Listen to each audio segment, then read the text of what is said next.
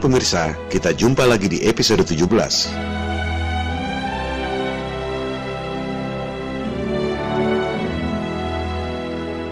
Perang adalah tragedi kemanusiaan yang sangat mengerikan. Tapi, bagi orang-orang yang berhati iblis, perang adalah bisnis yang sangat menguntungkan. Berbagai manfaat bisa dikeruk sekaligus. Perang adalah bisnis multiguna. Lewat perang, segelintir orang bisa merampas tanah dan sumber daya alam milik bangsa lain. Bisa mengatur pemerintahan yang kalah perang, termasuk hak mengedarkan uang lewat bank sentral. Perang adalah kesempatan bagi industri militer untuk mengeruk anggaran negara lewat utang, guna membeli berbagai senjata pembunuh manusia. Maka, sejarah pun mencatat perkembangan teknologi senjata pembunuh manusia dari mulai pistol, senapan, tank, kapal perang, hingga akhirnya bom atom dan bom nuklir.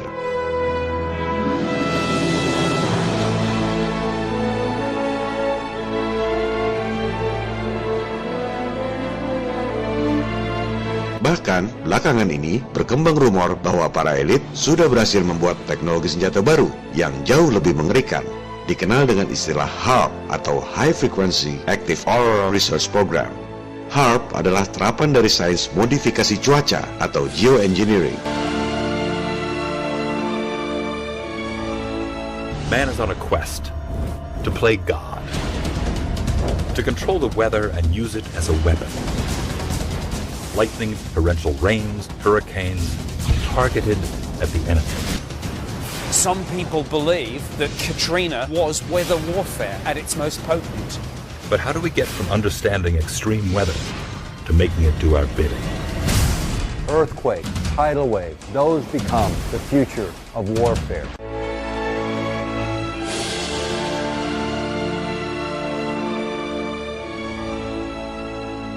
Kabarnya, dengan stimulasi ionosfer secara artifisial, manusia bisa merekayasa bencana alam seperti angin topan, badai, gempa bumi, tsunami, bahkan bisa mempengaruhi pikiran manusia seperti hipnosis.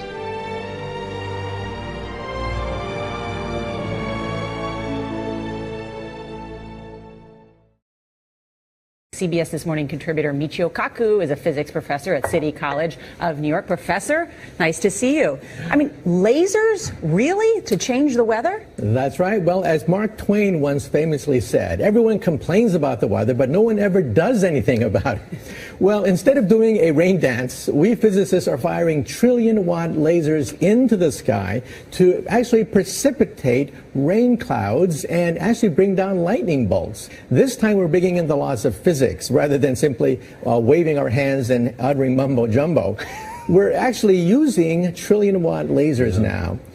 However, for floods, for agriculture, farmers, for people planning wedding parties, football games, you name it, outdoor events and agriculture and flooding and even hurricanes, all of them could be subject to weather modification.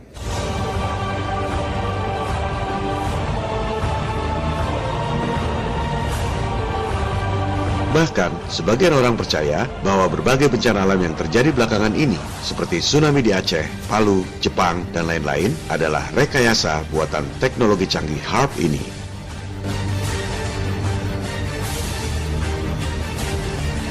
Benarkah rumor yang banyak beredar itu? Apakah semua itu fakta atau cuma fiksi? Pada episode ini, kita akan melakukan investigasi yang mendalam tentang teknologi canggih pembunuh massal. Investigasi ini kita lakukan untuk menjawab 4 pertanyaan yang paling mendasar. Pertama, apakah teknologi HAARP itu benar-benar ada atau cuma fiksi? Kedua, apakah teknologi HAARP itu sudah dapat digunakan atau belum? Ketiga, apakah berbagai bencana yang terjadi belakangan ini, seperti tsunami Aceh, tsunami Palu, tsunami Jepang, adalah rekayasa manusia dengan menggunakan teknologi HAARP seperti yang banyak didesas-desuskan atau bukan? Keempat, apa pentingnya informasi ini? Dan apa hubungannya dengan bangkitnya kesadaran Flat Earth?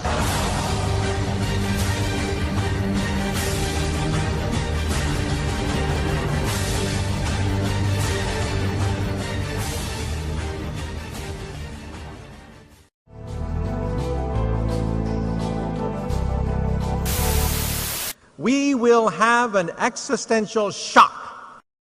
A Type 1 civilization has the power of an entire planet.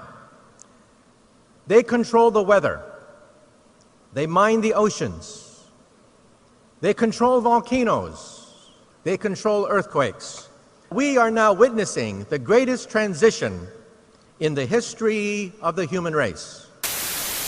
And Venezuelan leader Hugo Chavez has once again accused the United States of playing God. But this time it's Haiti's disastrous earthquake that he thinks the U.S. was behind.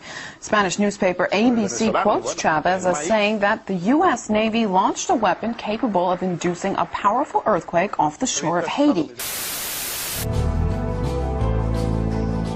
Over why he handed over control of the Japanese financial system to a group of American and European oligarchs. He and his envoy told me that it was because Japan had been threatened by an earthquake machine. Rumor tentang adanya teknologi yang bisa merekayasa bencana alam memang berasal dari sumber-sumber yang kredibel. Seperti yang baru saja Anda saksikan sendiri, pernyataan dari Profesor Michio Kaku, Presiden Venezuela dan Mendagri Jepang. Berbagai dokumen yang kredibel juga merujuk adanya program pengembangan teknologi senjata cuaca ini. Teknologi geoengineering atau rekayasa cuaca ini memang bukan barang baru. Dari tahun 1967, tercatat militer Amerika merekayasa hujan deras buatan pada Perang Vietnam untuk meredam gerilya Viet Cong. Apakah teknologi rekayasa cuaca itu kemudian dikembangkan untuk membuat senjata? Jawabannya sudah pasti dikembangkan. Militer memang kerjaannya termasuk mengembangkan teknologi persenjataan. Itu memang tugas mereka. Maka dikembangkanlah teknologi yang disebut HAARP atau High Frequency Active Auroral Research Program. Yang mendanai adalah Gabungan Angkatan Udara dan Angkatan Laut Amerika. Sudah pasti ini proyek militer. Tapi, kalau ditanya ke sumber-sumber resmi atau tanya ke pegawai yang kerja di sana, sudah pasti dibantah. Bilangnya ini proyek sains. Sebenarnya sama dengan NASA. Kalau ada potensi pengembangan teknologi angkasa luar yang bisa digunakan untuk menguasai teritori angkasa luar, sudah pasti dijadikan proyek militer. Betapa naifnya jika menganggap NASA adalah murni proyek sains.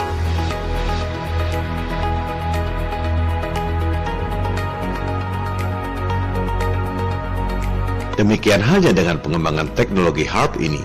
Pengembangan teknologinya adalah fakta, bukan hoax. Proyek militer, tapi pura-pura sebagai proyek sains untuk meneliti ionosfer.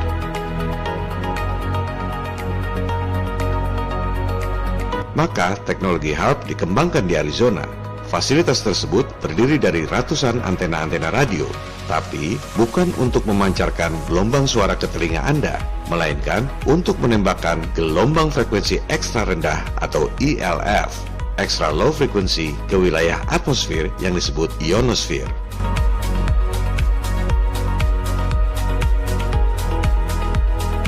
Apa akibatnya? Atmosfer menjadi panas dan mengakibatkan perubahan cuaca yang ekstrim. Kandungan air dan arah angin berubah drastis dengan kecepatan yang sangat tinggi. Akibatnya, curah hujan yang sangat deras, topan badai yang dahsyat, banjir ekstrim. ELF, pancaran gelombang ekstra rendah yang ditembakkan secara masif, juga bisa mengakibatkan gempa bumi. Ini bisa dibuktikan dengan mudah. Benda secara natural memang bereaksi terhadap gelombang frekuensi suara tertentu.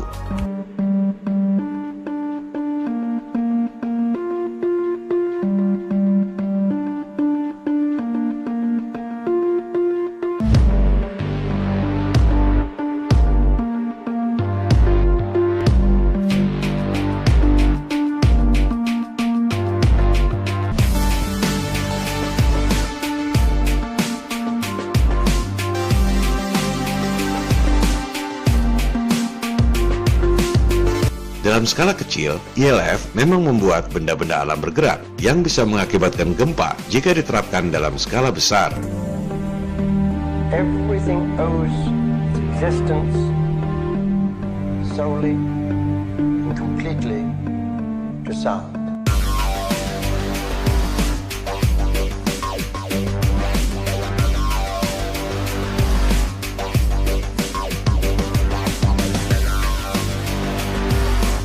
HAARP juga mengembangkan teknologi pembuatan halilintar. Ini juga merupakan potensi senjata modern. Tujuannya membuat halilintar buatan dan mengarahkannya pada musuh. Teknologi halilintar buatan ini mungkin tak asing buat sebagian pemirsa Flat Earth 101, sebab yang digunakan adalah Tesla Coil. Ya, betul sekali. Teknologi canggih modifikasi cuaca ekstrim ini, idenya berasal dari saintis super jenius yang pernah lahir di muka bumi, Nikola Tesla.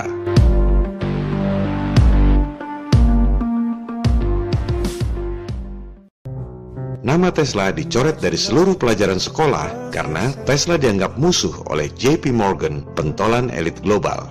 Seperti telah dijelaskan pada episode 3, JP Morgan membiayai Tesla untuk membangun menara-menara komunikasi yang Anda gunakan sampai sekarang.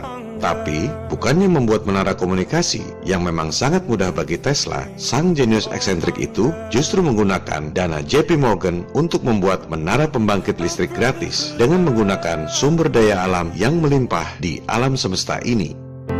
Imagine all the people sharing all the world.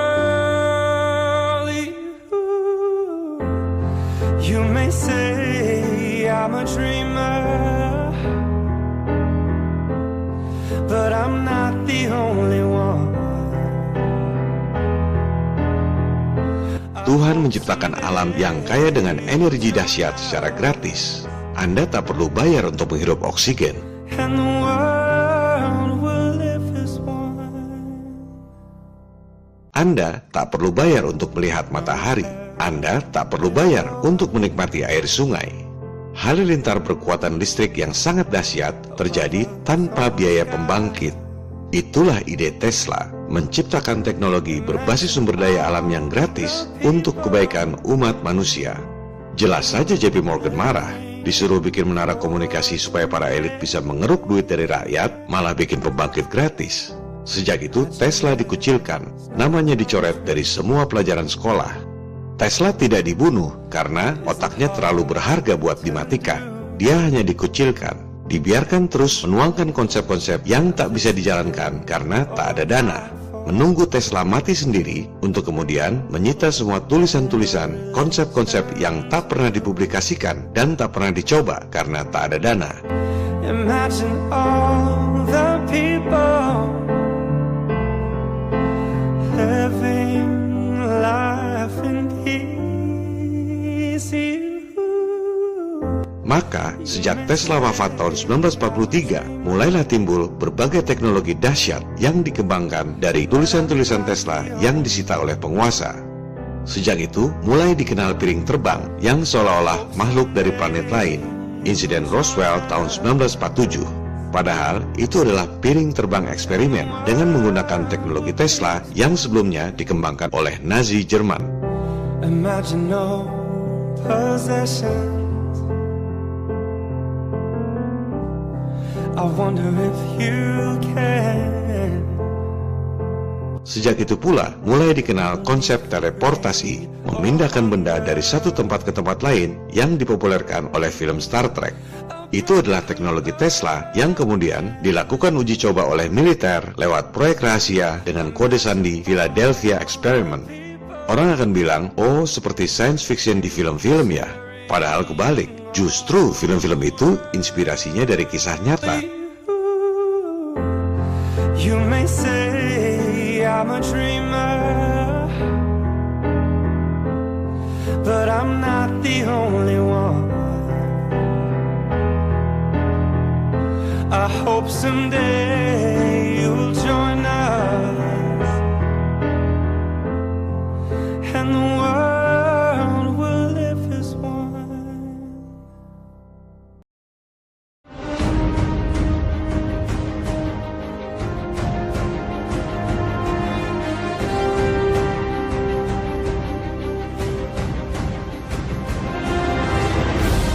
Ketika dikucilkan, Tesla menuangkan amarah terpendamnya pada para elit keuangan dengan mengembangkan teknologi Death Ray yang bisa melumpuhkan angkatan perang. Tesla adalah orang Serbia. Ia merasakan Perang Dunia Pertama yang dipicu oleh insiden di Sarajevo. Tesla adalah pembenci perang. Ia berharap Death Ray ciptaannya bisa digunakan untuk mengakhiri perang.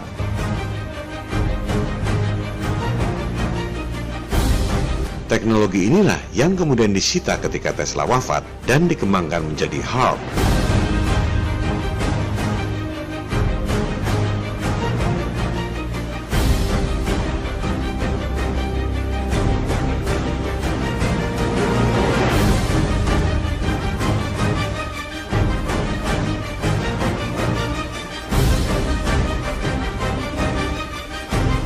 Ini semua adalah fakta. Konsepnya valid. Pengembangan teknologinya juga fakta. Pertanyaannya, apakah teknologi HAARP ini sudah bisa digunakan atau belum?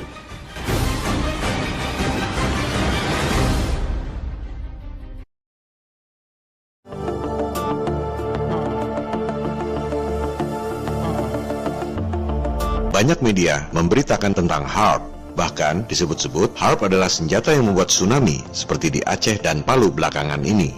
Benarkah HAARP sudah bisa digunakan? Mari kita investigasi. Kita harus lebih spesifik. Pertama, bedakan antara modifikasi cuaca atau geoengineering dengan senjata cuaca atau weather weapons. Itu dua hal yang berbeda. Kalau modifikasi cuaca seperti bikin hujan buatan, itu sudah bisa dilakukan sejak lama.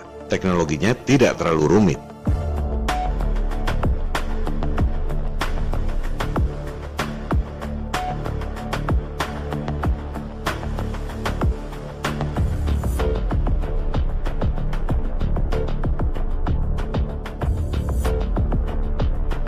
Kedua, bahwa teknologi modifikasi cuaca itu kemudian dikembangkan jadi senjata juga sudah pasti. Militer memang kerjaannya seperti itu. Ketiga, dalam skala lab memang terbukti metode HAARP kalau ditembakkan ke atas secara masif bisa membuat cuaca ekstrim, yaitu perubahan atmosfer secara drastis yang mengakibatkan angin topan, hujan deras, dan banjir. Kalau ditembakkan ke tanah, jika diterapkan dalam skala besar, memang bisa membuat gempa. Kalau ditembakkan ke air dalam skala besar, bisa membuat air bergelombang seperti tsunami. Tapi, apakah teknologinya sudah bisa digunakan dalam skala nyata? Belum tentu.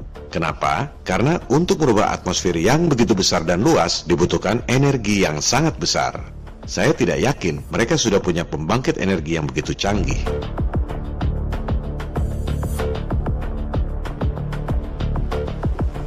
Coba simak baik-baik apa yang dikatakan oleh Profesor Michio Kaku tadi. Saya melihat ada hal prinsip yang sangat bertentangan dari pernyataan Profesor Kaku itu. We physicists are firing trillion-watt lasers into the sky to actually precipitate rain clouds and actually bring down lightning bolts. Kedengarannya keren, tapi tak sesuai dengan fakta teknologi modifikasi cuaca yang dilakukan selama ini. Merekayasa awan-awan hujan tak pernah dilakukan dengan laser. Apalagi bola-bola halilintar tak pernah dilakukan dengan laser. Saya curiga Profesor Michio Kaku menyebut laser triliunan watt karena berita-berita saintis Jepang yang mengklaim bisa menembakkan laser 2000 triliun watt. Harap dicatat, itu cuma klaim yang dikutip oleh media-media. Tak ada yang benar-benar menyaksikan. Dan harap dicatat, laser 2000 triliun watt itu pun katanya cuma bisa selama 1 per triliun detik. Bayangkan, 1 detik dibagi 1 triliun. Entah bagaimana bentuknya itu laser dan bagaimana cara mengukurnya. Sudah pasti, mengukurnya berdasarkan asumsi di atas asumsi. Ini Profesor Michio Kaku, saintis elit, kelihatannya ngawur. Sengaja kasih informasi yang tak sesuai dengan fakta, supaya kelihatannya keren. Nembak laser triliunan watt, padahal cuma bisa 1 per triliun detik. Dan bukan buat bikin hujan maupun halilintar.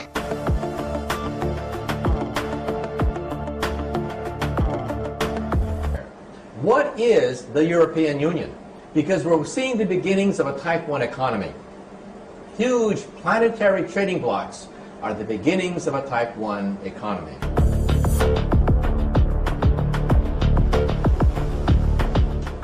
There's also going to be a Type 1 culture and a Type 1 political system as well.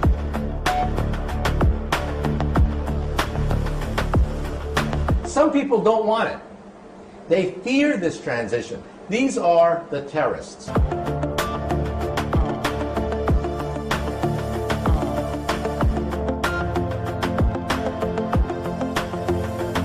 Sebaliknya, teknologi HAARP itu memodifikasi cuaca dengan gelombang suara ELF, bukan laser. Coba kita simak penjelasan tentang teknologi HARP ini. The amount of energy we're talking about here is 3.6 million watts. To give you an idea of what that is, the largest legal AM radio station in North America is 50,000 watts.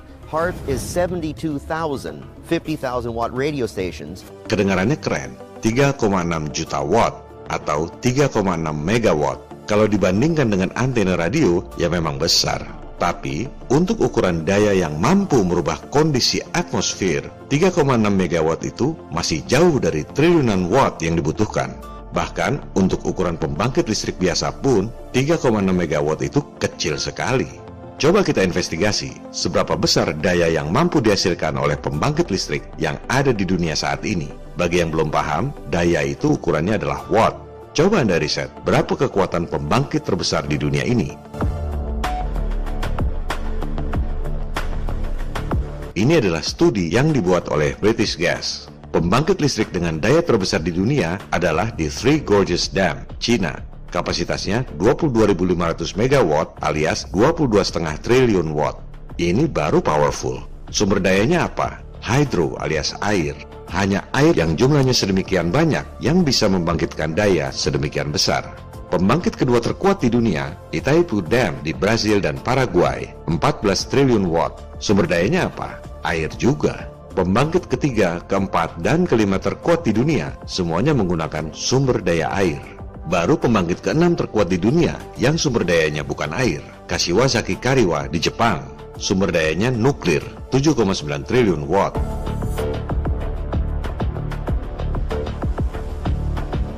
Intinya apa? Dibutuhkan upaya yang sangat besar untuk membuat daya triliunan watt. Fasilitasnya saja sebesar itu. Untuk membangkitkan daya 7,9 triliun watt, dibutuhkan reaktor nuklir seluas 4,2 km persegi. Antena-antena radio HARP itu cuma 3,6 megawatt. Butuh 1000 kali lebih besar untuk menciptakan daya triliun watt seperti yang disebut Profesor Michio Kaku tadi. Secara teori, memang bisa saja menembakkan ILF secara masif untuk merubah atmosfer secara drastis. Pertanyaannya, seberapa besar energi yang dibutuhkan dan dari mana energi itu didapat? Di mana pembangkit listriknya?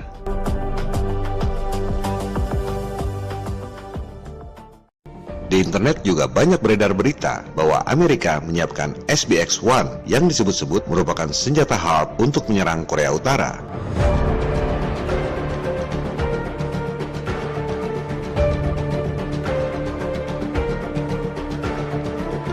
Harap Anda saring dulu informasi sebelum menyebarkannya kepada orang lain. Di mana ada senjata HARP bentuknya seperti itu? Yang bentuknya seperti bola golf itu adalah radar, bukan senjata HARP. Kecuali kalau Anda sudah riset dan dapat referensi yang kredibel bahwa HARP bentuknya seperti radar golf itu, barulah Anda boleh sebarkan informasi. Juga, kalau itu HARP yang bisa dibawa-bawa mobile seperti itu, berapa watt kekuatannya dan sumber energinya apa?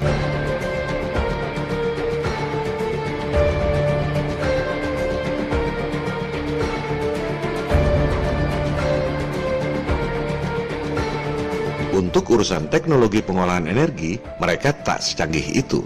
Kalau untuk teknologi elektronik, iya memang mereka canggih. Anda bisa lihat bedanya komputer digital yang pertama tahun 1943 dibandingkan dengan komputer digital saat ini. Jauh sekali perbedaannya. Kenapa? Karena bisnis, supply and demand. Marketnya adalah penduduk yang daya belinya tidak seragam. Maka, industri berlomba-lomba membuat peralatan elektronik yang lebih canggih dengan harga yang lebih murah. Begitu pula teknologi elektronik seperti mobile phone. Betul mereka canggih. Anda lihat perbedaan mobile phone yang pertama tahun 1983 dengan smartphone di zaman sekarang. Mengapa kemajuannya pesat? Karena bisnis, supply and demand. Permintaan pasar memicu industri untuk bikin produk yang lebih canggih dan lebih murah. Teknologi elektronik seperti CGI jelas mereka sangat canggih. Kemajuannya pesat.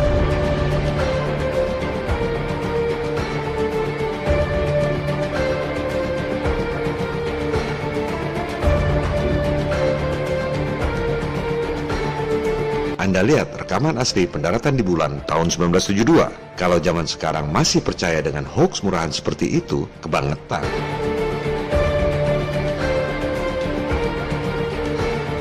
Tapi, kalau teknologi roketnya seperti jalan di tempat, tak ada bedanya roket tahun 1950-an dengan roket sekarang. Tak seperti pesatnya perkembangan teknologi komputer atau mobile phone. Mengapa teknologi roket tak maju-maju? Lagi-lagi bisnis, supply and demand. Roket cuma buat terbang sebentar, setelah itu miring untuk menghindari langit yang pendek, kemudian diledakkan di tengah laut. Tinggal serpihan-serpihan yang tak ketahuan karena tak ada yang merasa kehilangan. Buat apa bikin teknologi roket yang lebih canggih? Teknologi energi juga seperti jalan di tempat. Pembangkit listrik yang dayanya paling besar tetap saja tenaga air. Nggak beda dengan Niagara Falls yang menggunakan teknologi Tesla 120 tahun yang lalu. Ironisnya, yang pertama menyebarkan informasi detail tentang cara kerja HAARP justru media-media mainstream seperti History Channel, CBS, dan lain-lain. Berikut pembuktian di lab dan animasi yang canggih. Ini bukan kerja amatiran. Juga, saintis elit seolah mengkonfirmasi teknologinya. Cukup meyakinkan bahwa HAARP sudah bisa digunakan. Tapi mereka nggak cerita faktor yang sangat penting, yaitu berapa energi yang dibutuhkan dan sumber dayanya dari mana untuk merekayasa atmosfer secara masif dan drastis. Sehingga berita-berita di media mainstream itu tampaknya seperti propaganda teror untuk menakut-nakuti umat dunia, seolah-olah sudah ada senjata cuaca yang mampu membuat bencana agar orang-orang seperti Anda pada takut dan tunduk pada segelintir orang dalam tatanan dunia baru, New World Order. Atas dasar itulah, saya saat ini menyimpulkan bahwa belum ada bukti yang meyakinkan bahwa HAARP sudah bisa digunakan seperti yang digembar-gemborkan selama ini. Kuncinya adalah pembangkit energinya. Selama belum nemu bukti adanya pembangkit triliunan watt yang mobile, saya belum bisa percaya bahwa HAARP sudah bisa digunakan. Tapi kita tetap open mind. Pendapat kita bisa saja berubah kalau belakangan nemu bukti yang meyakinkan. Dan kita tetap harus waspada, karena bisa saja ada perkembangan baru sehingga HAARP bisa digunakan.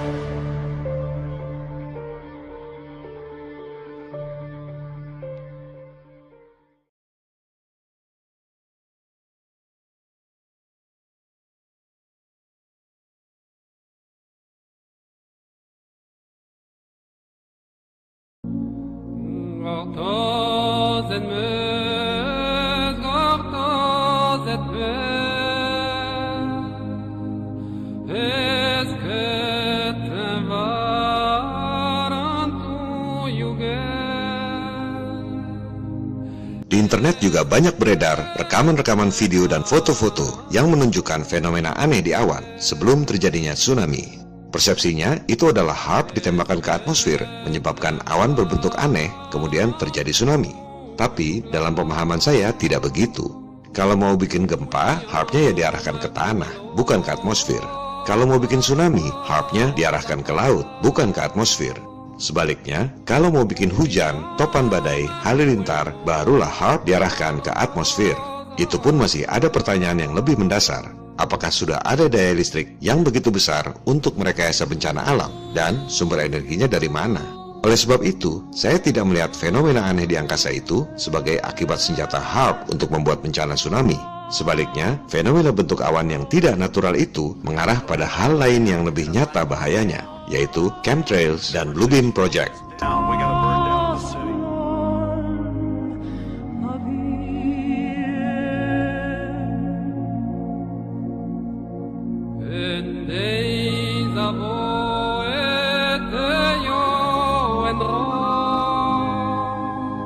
Yang lebih nyata dan berpotensi lebih bahaya dari HAARP menurut saya adalah chemtrail atau chemical trail. Bahan-bahan kimia yang sengaja disebar di atmosfer dengan menggunakan pesawat. Ini adalah geoengineering tapi bukan HAARP.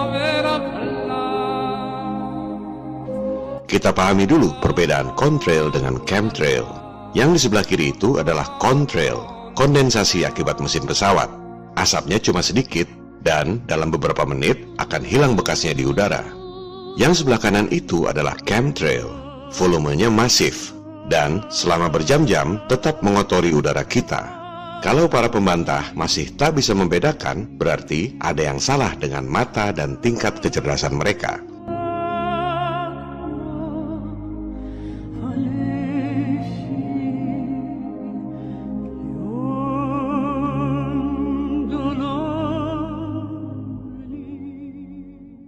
these long white lines that are left in the sky after a jet flies through the air. Is there any truth to the theory that there's chemicals that are released by the government? Absolutely not.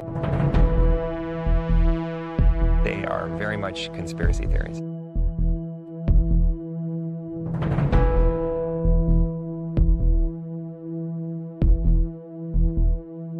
In your research for American conspiracies, Governor, did you encounter anything about the government being able to control our weather? Yeah, I did, through HAARP. They showed with HAARP that you, yes, indeed, can control and create clouds and do things like that with it. Maybe they're trying to control the weather with what they're doing up there.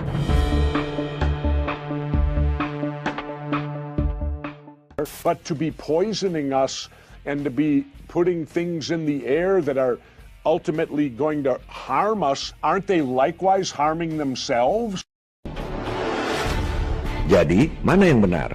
Chemtrail adalah normal dan tidak berbahaya, seperti kata para pembantah, atau semprotan bahan-bahan kimia berbahaya, seperti yang dikemukakan para pencari kebenaran? Kita langsung saja pada kesimpulannya. Pertama, penggunaan senjata kimia lewat udara bukanlah barang baru. Orang sudah melakukannya sejak Perang Dunia Pertama.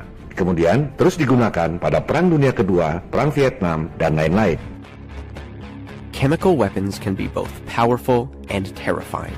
Toxic substances that attack the skin, blood, nerves, or respiratory system, causing painful injury and maybe even death. It's estimated that during World War I, chemicals like mustard gas injured 1 million soldiers and killed 100,000, often in horrible, painful ways. However, countries were still making the weapons, setting the stage for incidents like the US's use of Agent Orange in Vietnam in the 60s. Kedua, berdasarkan data-data rahasia yang sudah boleh dipublikasikan karena kadaluarsa atau istilahnya declassified berdasarkan Undang-Undang Kebebasan Informasi, militer Amerika terbukti meracuni rakyatnya sendiri dengan senjata kimia dari udara.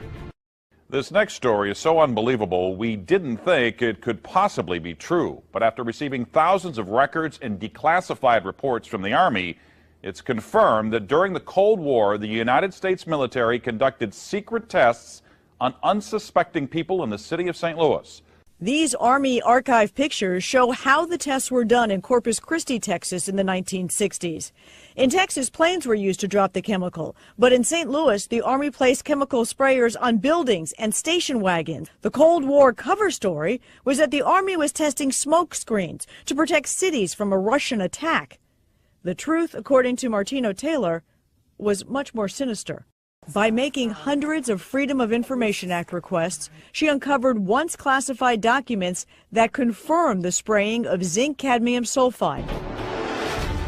Ketiga, kesaksian Kristen Megan, mantan personalia Angkatan Udara Amerika, bahwa militer Amerika menyemprotkan bahan-bahan kimia berbahaya alias chemtrail lewat pesawat udara. I was in the Air Force on active duty for 9 years, and I worked in bioenvironmental engineering. I started noticing things. I started noticing large quantities on the system where I would approve chemicals. When I started asking questions, I slowly became demonized. A couple years passed after that when I asked again and people realized I was kind of being more vocal about it on social media. I was starting to be thrown into a mental institution and have my daughter taken away. Kalau kepada bangsanya sendiri saja militer tega meracuni, apalagi kepada bangsa negara berkembang seperti Indonesia. Soal bahaya chemtrail ini pernah pula diungkap di PBB oleh Presiden Koalisi Ketahanan Agrikultur. Weather modification programs, experimental ones done by private companies, done by the United States government, done by states across the United States are underway. There's more than 50 of them in operation across the United States. Ya, namanya juga PBB, kaki tangan elit global. Laporan-laporan itu tidak ditindaklanjuti.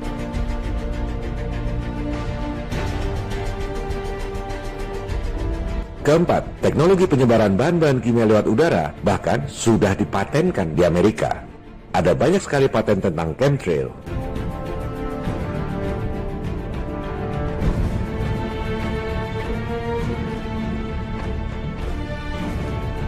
Contohnya ini, bukti paten di Amerika bahwa chemtrail yang disemprot ke udara itu berisi aluminium oxide, bahan kimia beracun yang bahkan bisa dijadikan bahan peledak.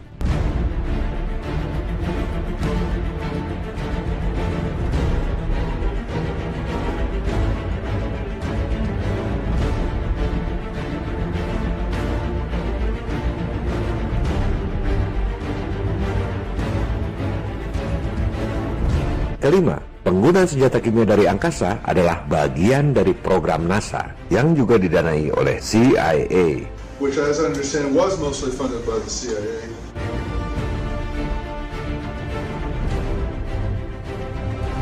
Silakan Anda lihat bukti dokumen resmi NASA yang ditulis oleh Kepala Saintis di NASA Langley Center. Jelas sekali ditulis, isu-isu strategis masa depan, peperangan masa depan. Coba baca isinya. Senjata debu mikro yang disebarkan sebagai aerosol dan dihisap ke paru-paru. Pakai tambahan lagi, senjata kelas mutakhir seutuhnya yang legal. Masih berpikir NASA adalah lembaga sains yang bertugas menghibur Anda dengan temuan-temuan angkasa luar? Kejahatan NASA bukan cuma nipu Anda dengan ilusi bumi bola, tapi NASA memang berencana untuk meracuni paru-paru Anda dengan senjata debu mikro yang disebar lewat aerosol.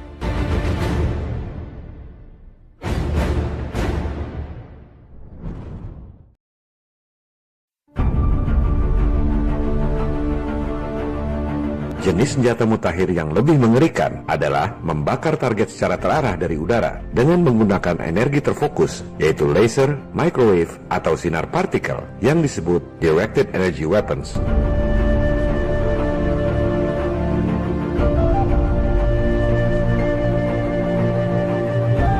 Senjata pembuat bencana HAARP masih dalam tahap eksperimen karena tak mudah memperoleh sumber energi yang sangat besar untuk membuat bencana topan, gempa, dan tsunami. Sementara, directed energy weapons ini lebih mudah penerapannya, yaitu membakar dengan sinar laser, microwave, atau sinar partikel.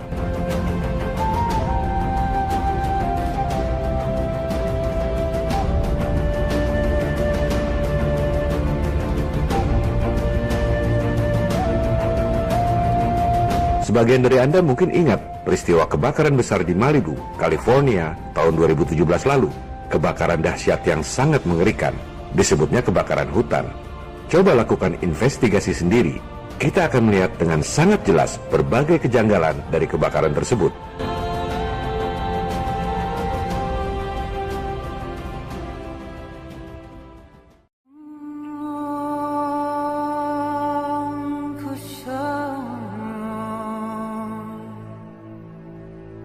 Semua rumah sirna terbakar.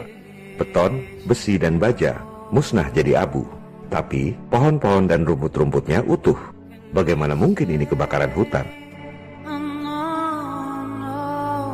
Masihkah kita menyebut kebakaran hutan kalau hutannya justru tidak terbakar?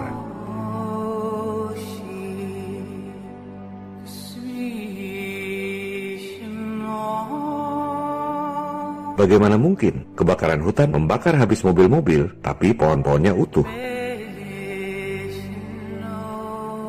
Anda lihat, besi baja meleleh. Padahal dibutuhkan suhu 1370 derajat Celcius untuk melelehkan baja. Tapi pohon-pohonnya tidak terbakar. Directed energy weapons.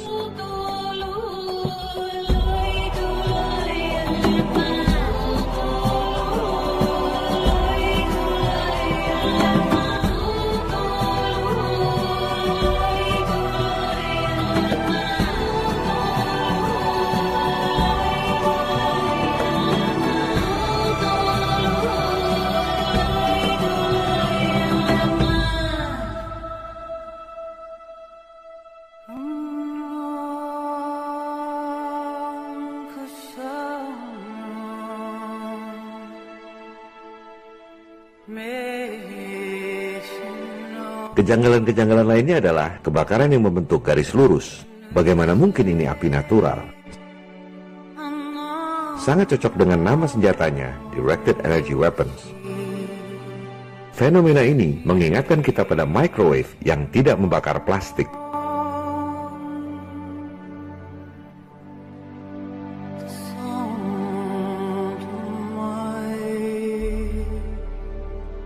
Pohon terbakar dari dalam. Bagaimana mungkin ini bisa terjadi?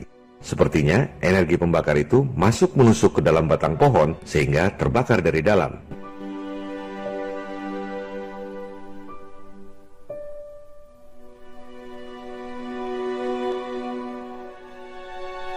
Juga fenomena ini, mobil terbakar dari dalam.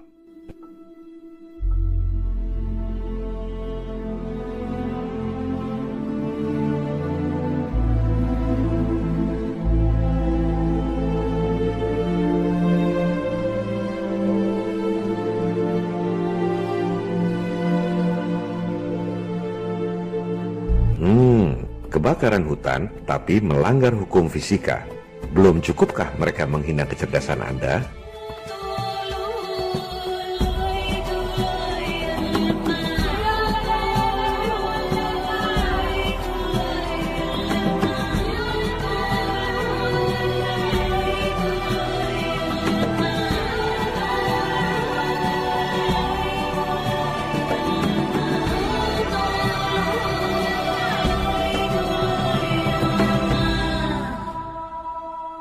Barangkali ada yang bertanya, mana mungkin para elit melakukan uji coba senjata dengan mengorbankan rakyatnya sendiri?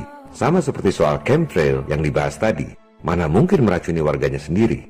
Pertama, para elit ini adalah globalis, tidak memandang negara maupun bangsa. Yang jahat bukan Amerika, justru bangsa Amerika yang jadi korban.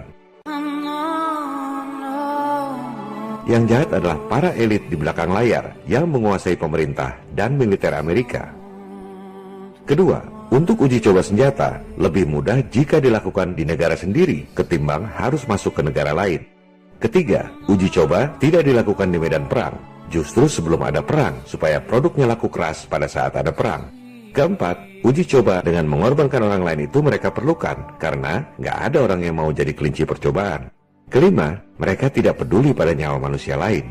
Mereka menganggap diri sebagai Tuhan dan kita semua adalah budak-budaknya. Yang kita anggap sebagai pembunuhan yang keji, mereka anggap sebagai ritual kurban yang suci.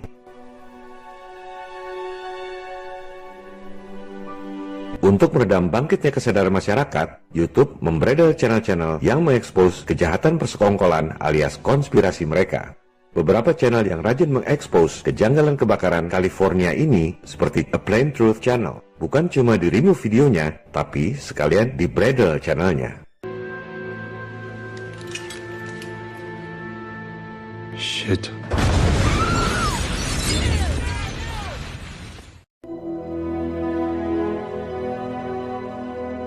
Saya pun tak akan heran jika episode 17 yang mengekspos konspirasi kejahatan elit global ini sebentar lagi di-ban oleh YouTube, seperti yang sudah terjadi berkali-kali pada episode-episode sebelumnya.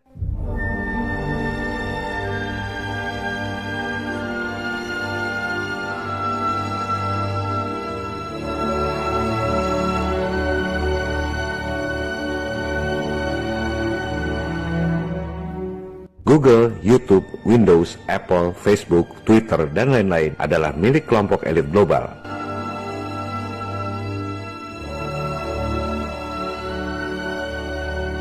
FE101 channel ini adalah channel Flat Earth nomor 1 di dunia berdasarkan jumlah subscribernya. Sudah pasti jadi channel yang diincar oleh YouTube. Channel kita ini pula yang membuat Indonesia nomor 1 di dunia untuk topik Flat Earth berdasarkan Google Analytics tahun 2017. Oleh sebab itu, saya pun tak akan heran jika suatu ketika bukan cuma video-videonya yang di-ban, tapi sekalian channel FE101 ini yang dibredel oleh YouTube. Tak ada gunanya mengupload ulang di YouTube atau membuat YouTube channel yang baru, karena pasti akan dibredel juga. Gosip yang beredar adalah Desember 2019 ini, YouTube akan membredel channel-channel yang mempopulerkan topik Flat Earth. Kita lihat saja nanti, apakah setelah Desember 2019, YouTube channel FE101 ini masih ada atau tidak.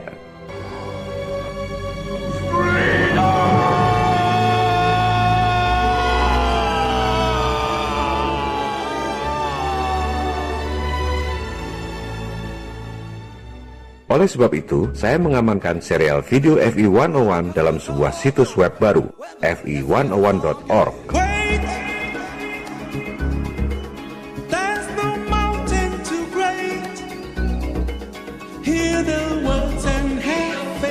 Semua serial video lengkap, termasuk yang di-ban oleh YouTube, sudah diamankan di sana.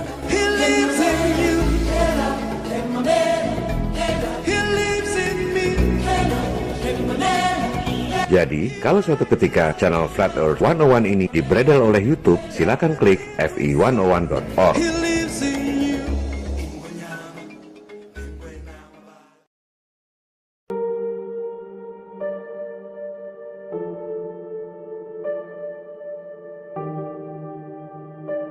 Situs web ini saya buat untuk mengenang kedua sahabat co-founders FE101, Pupung dan Pradana, yang wafat ketika saya tengah menyelesaikan video ini.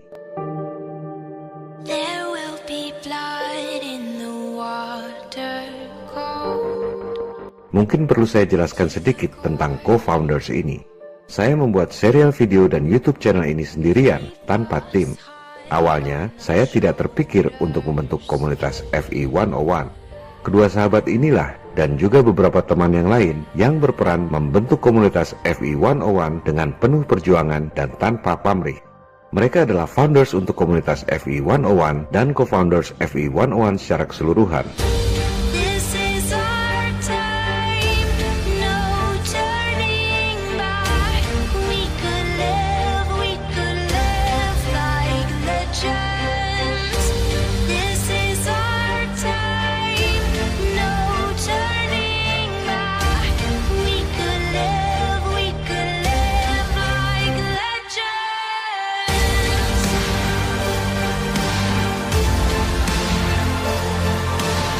Almarhum Pupung adalah seorang yang terpelajar, sarjana teknik industri lulusan Universitas Trisakti di Jakarta.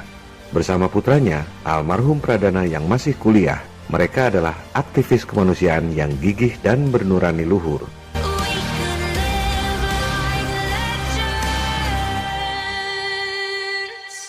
Almarhum berasal dari keluarga yang berada, namun hidupnya sangat sederhana.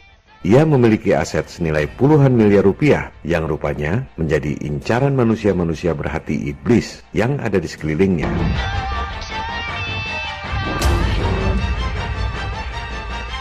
Enam jam sebelum wafat, almarhum masih mengontak saya untuk mengirim video-video demo eksperimen Flat Earth yang rencananya akan dimasukkan ke episode 17 ini. Ternyata Tuhan berkehendak lain. Dan video-video demo eksperimen itu tak pernah sampai ke tangan saya.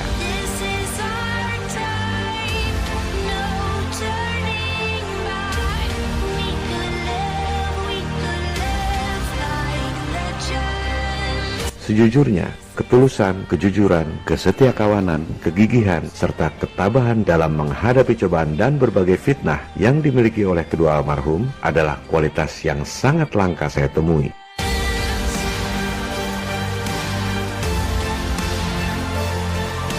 Maka, untuk mengenang jasa-jasa para almarhum, saya membuat situs web ini sendirian, tanpa tim.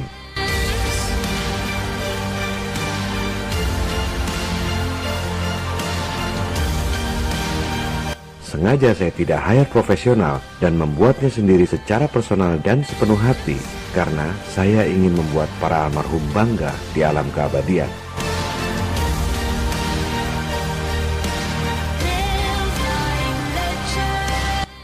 Selamat jalan, para sahabat terkasih. Dunia tak akan pernah sama lagi tanpa kalian.